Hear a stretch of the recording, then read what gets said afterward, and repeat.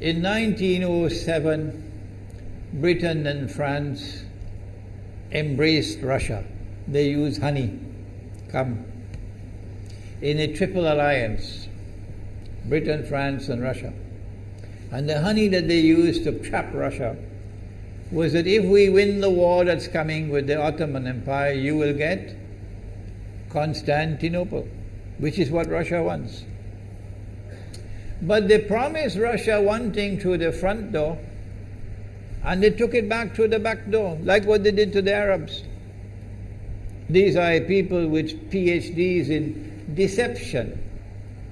If they tell you that the sun is shining, don't believe them. Go outside and look up in the sky, see whether the sun is shining.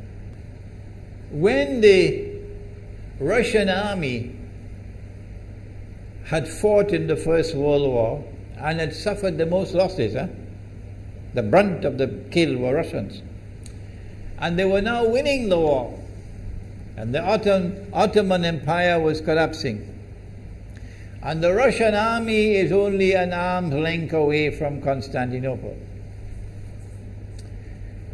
They don't want Russia to get Constantinople. No. So what did they do? Russian Jews organized and executed the Bolshevik Revolution, which overthrew the Russian monarchy. They killed the Tsar and the whole family, overthrew the government, and took Russia out of the war. So the Russian army had to stop in its tracks and could not go to Constantinople. In other words, the Russian Jews stabbed Russia in the back. They did more than that. They brought communism. Communism is not Russian. These dum-dums don't understand that. Communism was created to destroy Russia. Why don't these dum-dums understand it? Communism is not Russian. Communism was created to destroy Russia, to destroy the Russian Orthodox Church. So they brought communism in the Soviet Union. And for the next 60, 70 years, this Zionist-created entity called the Soviet Union waged war on religion, waged war on the Russian Orthodox Church, killed the priests, closed down the monasteries and churches and so on. 60, 70 years. And then, when the appropriate time came and Israel came into being, it is this same Soviet Union which opened the doors for millions of Russian Jews to now migrate to Israel. If you go to Israel today, you might believe you're in Russia. So many people speaking Russian. These are the Russian Jews. And then the Soviet Union, 6 years after Israel came into being, did something strange and mysterious. Crimea is Russian territory. Crimea is a part of Russia. The Soviet Union decided to give Crimea as a gift to Ukraine. Why did they do that? The historians don't tell you. So let Imran tell you. They gave Crimea to Ukraine in order to stab Russia in the back one more time. Because if Russia loses Crimea, it will enhance Israel's security. The Russian Navy is based in Crimea. And there's a straight line from Crimea to Constantinople. To get out of the Black Sea and to get into the Mediterranean Sea, you got to pass through the Bosphorus. And the city of Constantinople is located right there on the Bosphorus. So they gave Crimea as a gift to Ukraine. They never bothered to consult the people of Crimea and get their consent. No. They never bothered to seek the permission of the Russian people. No. But Washington doesn't want to hear that. The foolish man who now sits in the White House of the United States, the foolish man who would like to pretend that he's a man of wisdom, he doesn't want to hear. But what are the rights of the Russian people? Were they not violated? Do they not have the right to correct Iran and recover the territory which was unjustly taken away from them on Israel's behalf? Obama doesn't want to hear that. It's inconvenient for them. But in this masjid, we will expose whether it's convenient to you or not.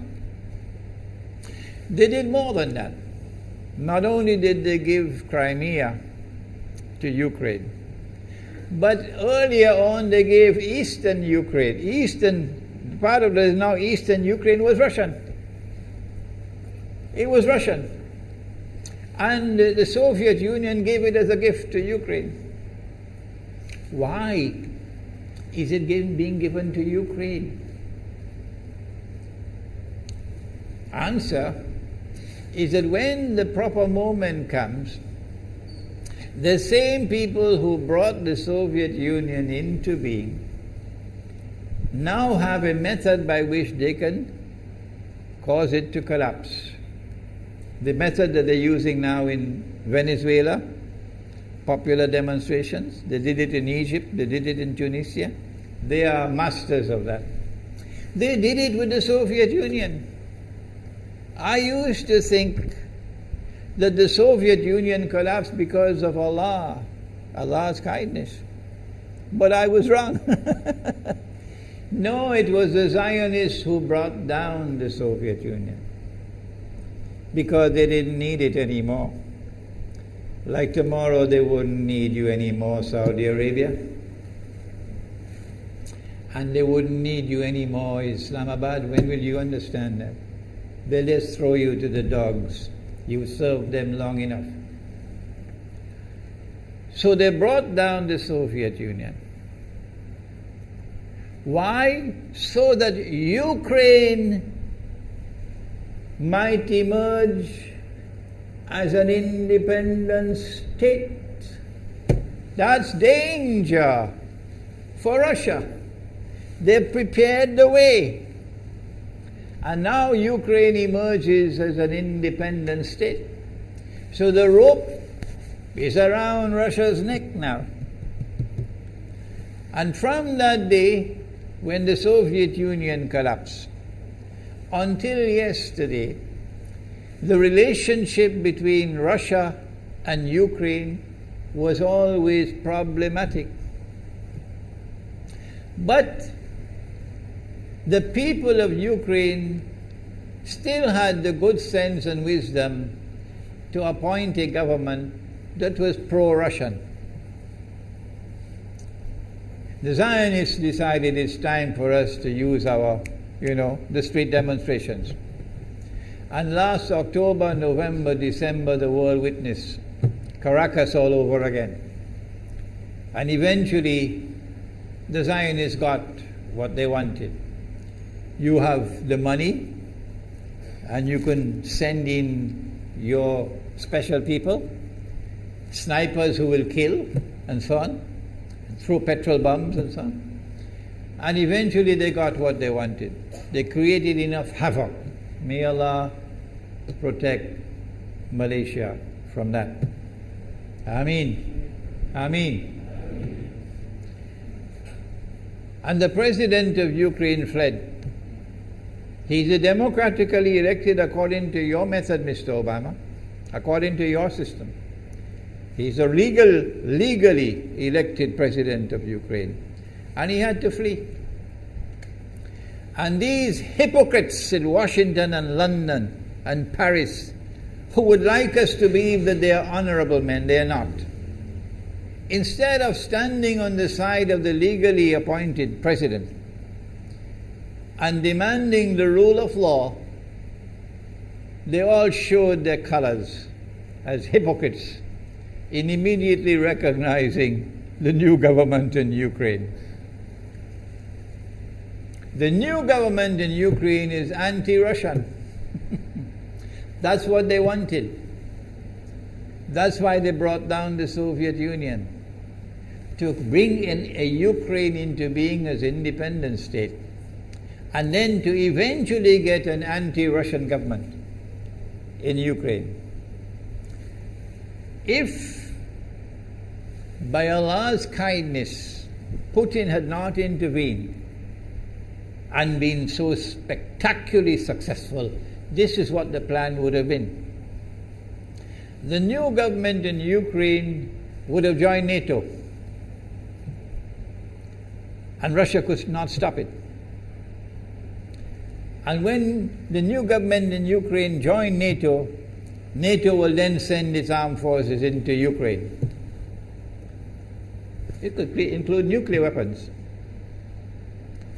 Then Ukraine will pick a fight with Russia and decide that Russia must now vacate Crimea. Shut down your naval base. The rope is now tightened around your neck. Russia has to put its tail between its legs and withdraw its fleet, Black Sea Fleet, from Crimea. Russia is no longer a naval power. Crick crack, you finish. And Israel will celebrate. That was the master plan. But Allah planned, and Allah's plan was successful. And it is time for the Muslim world to recognize and to see, I cannot influence governments, so what can I do? Don't bother, you waste your time with governments. But the people can understand that this was Allah's plan. They planned, the enemy planned for so long, and at the last moment Allah intervened. And Putin was able to get the people of Crimea to vote in a referendum. And they voted 90-something% in favor of returning to Russia. They were a part of Russia, and they want to return to Russia. So Putin was successful in delivering to the Zionist movement the first defeat it has ever suffered, significant defeat, in the more than 100 years since the Zionist movement was established. If that is not a sign from Allah, it's time for you to wake up. Putin is now succeeding in eastern Ukraine as well, because they're barking like dogs in Washington and London and Paris. Barking. It is Russia which is doing it. It is Russia which is doing it in eastern Ukraine. Oh, but when the Ukrainian government send the Ukrainian armed forces into eastern Ukraine, they don't want to fight. They say, we will not fight our own people. They refuse to fight. So the only way that the government of Ukraine could now stamp down the insurrection, the popular resistance in eastern Ukraine, is by calling on Washington, come and send your Marines. And then what will Putin do? The Russian armed forces are amassed on the Ukrainian border. So the Ukrainian soldiers are refusing to fight their own people for two reasons. Number one, why should we do your dirty work for you? We're not going to fight our own people. That's not what soldiers are for. And number two, if we make the mistake of using guns on these Russian-speaking Ukrainians, what will the Russian army do to us tomorrow? And they have already said, Putin has already said, we are going to intervene to defend our people. He's already said it plainly. The writing is on the wall. Putin has won a victory in Crimea.